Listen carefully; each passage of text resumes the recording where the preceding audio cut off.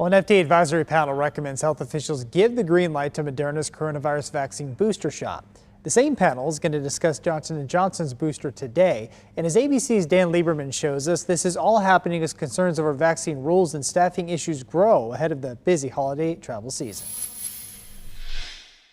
We do have a unanimous 19 out of 19 yes vote. A key vote from the FDA panel yesterday recommending a third booster shot of the Moderna vaccine to be given 6 months after the second dose. For anyone 65 and older, 18 and older at high risk from an underlying health condition and whose job may be put at greater risk for exposure to the virus. The Moderna vaccine remains highly effective, showing less waning over time than Pfizer and J&J. The Moderna booster would be only a half dose, data showing that it's enough to restore protection. Today, the panel will review the Johnson & Johnson booster, along with data on the effectiveness of mixing vaccines. I suspect they may recommend a mixing and a matching strategy for J&J. We'll have to see what the panel really decides. Ahead of that FDA meeting, the president praised the country's vaccination efforts. It's working. We're making progress.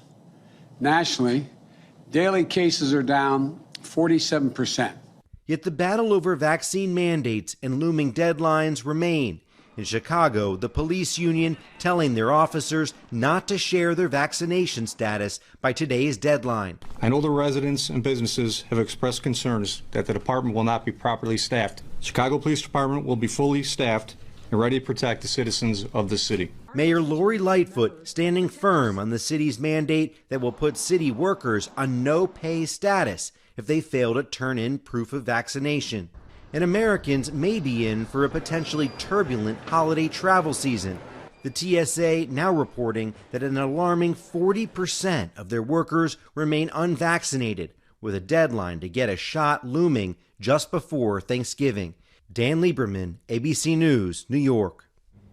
And one benefit to coronavirus boosters is that hospitals will be able to use their stores of available vaccine doses. And doctors with the University of Kansas Health System hope that emergency approval from the CDC and FDA comes soon so no more doses go unused. Wasting doses is incredibly sad because there are many people around the world that desperately would love to have a dose and just haven't gotten access to it. Ideally, doctors want people who haven't gotten any shots to come get vaccinated. They point out that numbers for our area are much lower than they should be to curb the spread of the coronavirus. We do continue tracking local vaccination rates. You see them on your screen. 47% of people in Wyandotte County are fully vaccinated. Johnson County, Kansas is at 64%. Miami County is at 42%.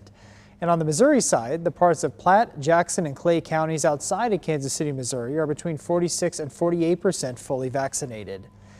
And for the most up-to-date pandemic news, just head to KMBC.com. Click the coronavirus tab to follow the very latest mandate changes in your town and vaccine clinics close to home.